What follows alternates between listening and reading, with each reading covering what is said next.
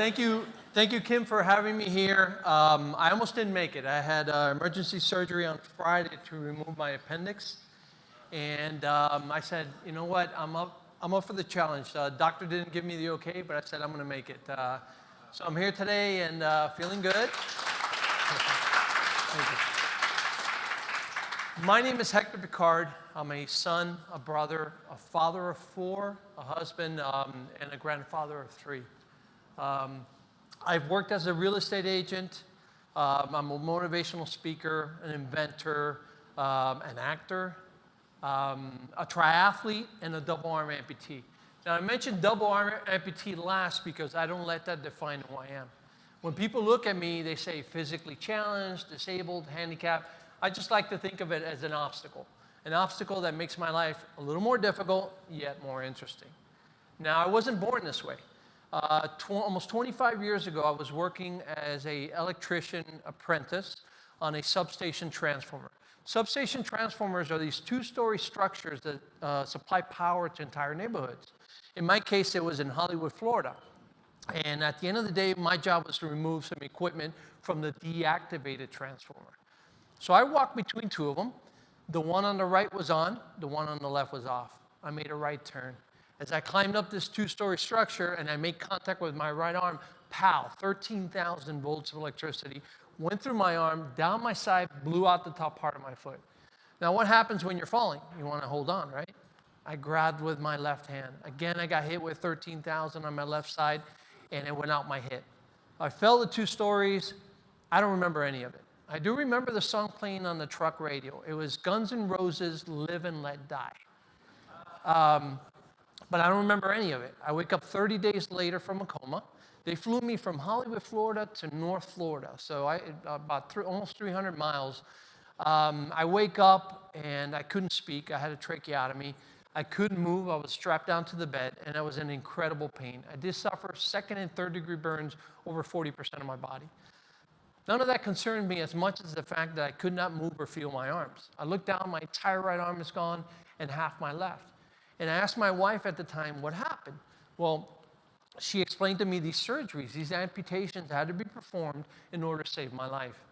So I was very fortunate. I got my second chance at life. I went through the why me? You know, why did this happen to me? God, why'd you do this to me? That kind of stuff. But I focused on my daughter, who was a year old, and I always tell her she was my motivator. She's the one that got me through the toughest times of my life. I went through all kinds of depression, but I focused on her. I didn't have time to feel sorry for myself. I wanted to live, and I wanted to live my best life. After the hospital for a 2-month stay, they sent me over to the rehab center. At the rehab center, like Vanessa said, you have to humble yourself.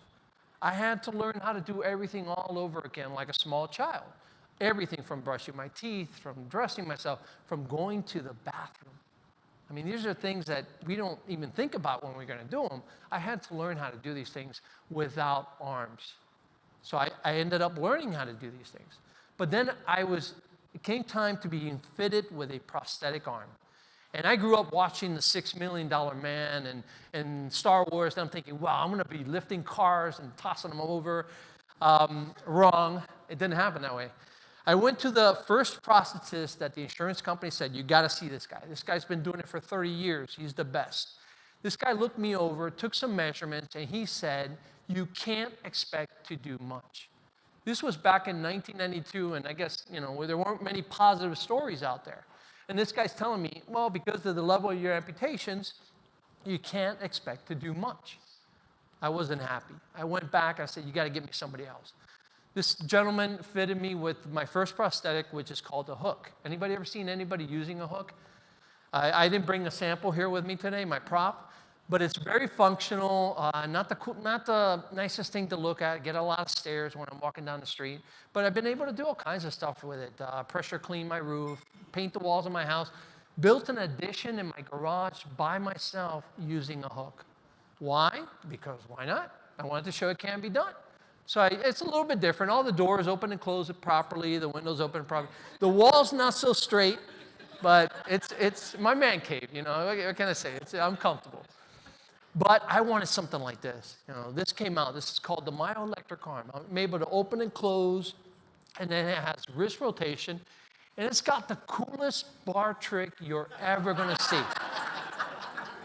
Now, needless to say, this is very popular with the kids. I remember early on at a wedding, and these kids kept saying, spin the hand, spin the hand. First 15, 20 times, I was okay with it. This one little boy, I mean, kept pestering me. And I go, all right, let me show you a cool trick. So I unhooked the hand. I go, here, pull. Can you imagine his face when he pulled back and he had my hand in his hands? Left me alone for the rest of the night. You know what? I have fun. As you saw in the video, I hang it from the poles. I hang it from the umbrella at the beach, and I walk out into the water. And I just watch everybody's reaction as they walk by. I have fun with it. I came to a realization years ago that I'm never going to get my arms back. Nothing's going to ever replace my arms. This is a tool that makes my life easier, helps me a lot. I'm independent. I'm able to travel by myself and do everything I need to do by myself. It's a tool. And as soon as I realized that, that was a big hump. So I was in rehab for about 6 months, learning how to do everything, taking care of myself. And they said, here you go. Here's back to your family, to your wife, to your daughter. I had a second daughter after that, raising my kids. And then I figured out that being on workers' compensation, Social Security wasn't enough to support my family.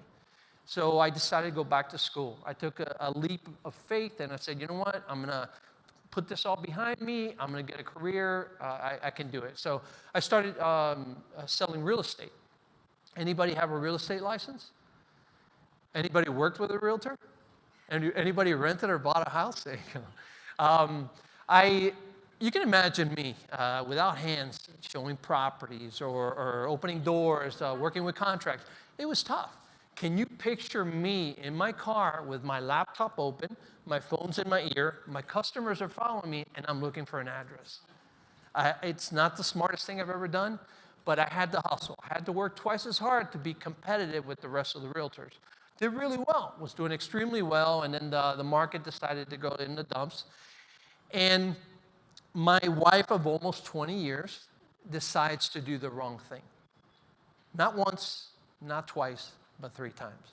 And when I asked her why, she told me, I want to be held. I want to be held. And I go, wow. Number one, it's an excuse. Did it take you that long to figure out I have no hands and I can't hold you? But you know what? I said, all right, I got no choice. I'm out. My kids are grown. You have no intentions on stopping what you're doing. And I decided to go on my own. And she had some parting words for me. She says, you can't find anybody better than me. And I'm like, all right, this is a challenge. Let's see if that's the case. So, you know, from being a family man to now going on the dating scene, which I dreaded. I wasn't very good the first time around, the second time around, all these things I got to worry about. So I had to find a way to get out of my shell, to get out there, get in front of people, and see me for who I was, and look beyond the prosthetics. So the only choice was to go into karaoke singing. Anybody done karaoke? Who's a good singer? My brother says I ruined a few Rolling Stones songs for him they'll never, ever be able to listen to again. But it was my way to get out there, push myself to get in front of people.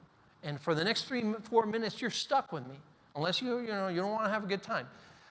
So I got out there, and I had a great time. I met people. I went on dates. I made friends.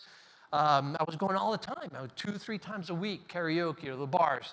But when I saw myself coming out of a bar at 7 o'clock in the morning, I say, ooh, this is scary. I was going through depression. And this is, depression will make you go through do some stupid things. And in this case, I did not want to be an alcoholic. So, all right, let me change course. I'm going to find happiness a different way. I went on Match.com. Anybody here been on Match.com? All right, Match.com is awesome. I went on there, put pictures, headshots, and didn't mention anything about the fact that I was missing both arms. But the reason I did that is, ladies, if you're going to go, this is a question to y'all. If you're going to go on a blind date and you're talking to this gentleman on the phone and he's telling you he's missing both arms, what goes through your mind, right? That was my dilemma. That was my thing. And I got some winks, and I winked back, and the emails back and forth, and, we got some communication going. But as soon as I mentioned the fact that I was missing both arms, they stopped. So I was right. Did I quit? Did I give up? I said, no, let's try something different. I added pictures of myself shirtless in triathlons, and added one more sentence to my profile. And by the way, I'm a double arm amputee. And I did get some feedback back and forth, but nothing serious. But this one lady on the last days of her contract, she received the submissions, and one of them was me. And she looked at the pictures, but she didn't see them all. She kind of skimmed over the profile, didn't read it all.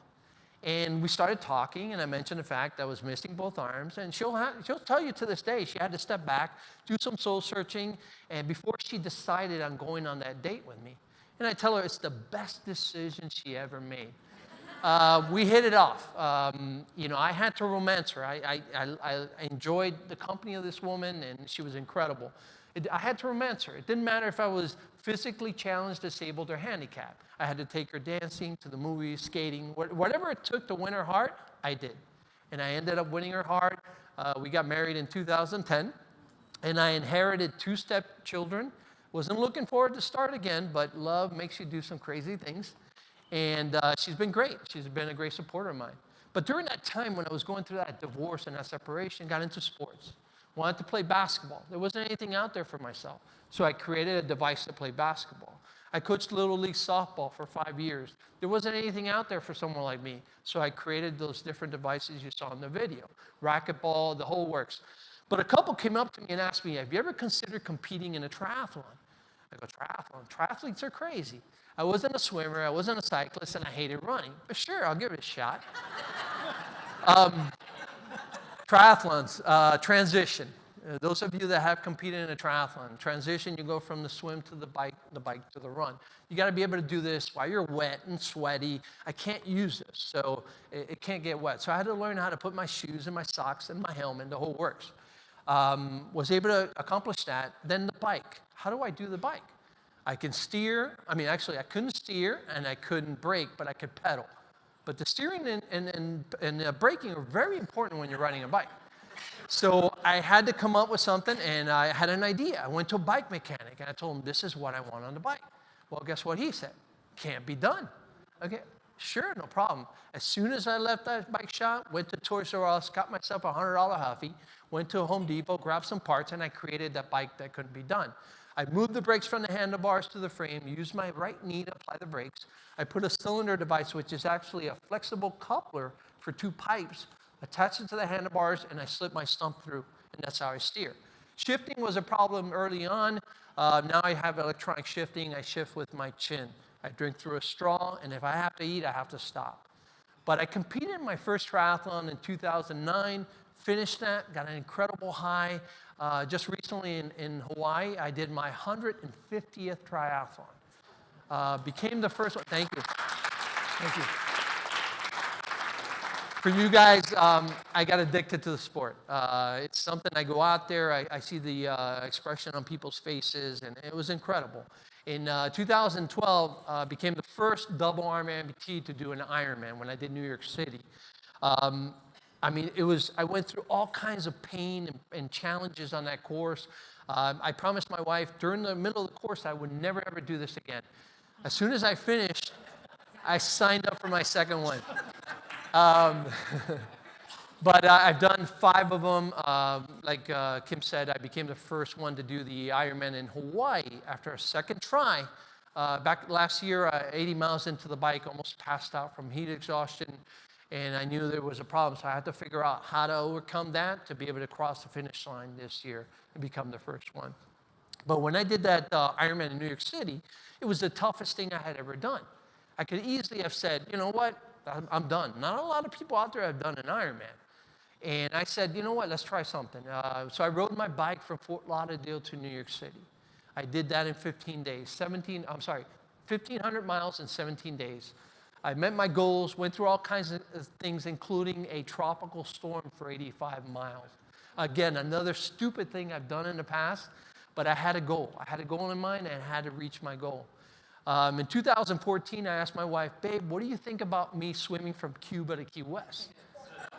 She said no. She said no.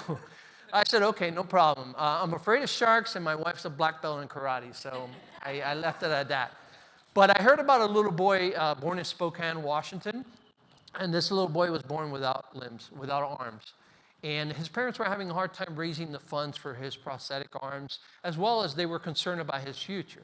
So I decided to ride my bike from Miami, Florida to Spokane, Washington. Never met the family and would meet them for the first time. Spoke along the way, raised money along the way. I wanted to accomplish two things. First, I wanted to come up with the money for their co-payment, which we did. And then the second is to show them that anything is possible. A gentleman like their son is going to do something not a lot of people have done. So I ended up reaching my goal. Again, another incredible journey. If you ever get a chance to go right through the country like that, it's amazing. But he became the youngest person ever to have a set of myoelectric arms. This one here is $40,000. His first set was $100,000. And all of you parents out there, you know that every couple of years you got to buy clothes and shoes. Same thing with prosthetics. They're going to encounter this problem for the rest of his life. So I did this ride, and it opened my eyes to what my mission in life is. And it's to be a role model. It's to be a guide for individuals, for children with disabilities. To go out there, I want them to look at me and say, wow, if this guy can do it, I can too.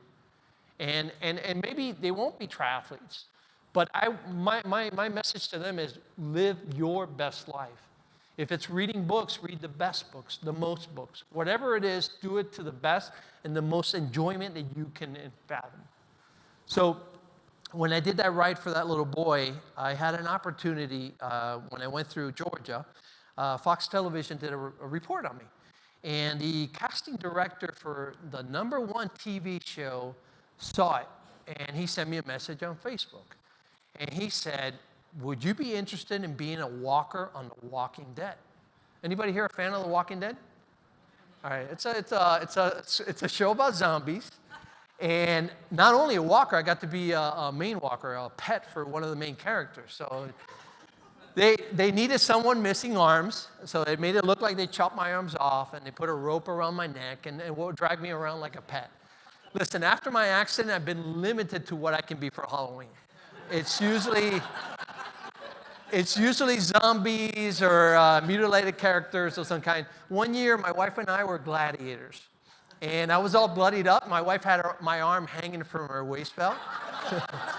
So being a walker, being a zombie on a TV show, I had all this experience. But it was an incredible. Was it acting? Not really. I got to act like as though I was drunk. And I had a little bit of experience at that. So an incredible journey. My life, in my eyes, has only begun. I have in mind all these crazy things. And I want to climb a mountain. I definitely, there's all these things I want to do. Why? Because I want to live my best life. I want to go out there and show that I'm not going to let anything stop me from living my dream, to fulfilling my goals, to doing what I want. And that's my advice to you guys. Go out there, treat every day special. Every day is special, and live your best life. Thank you so much.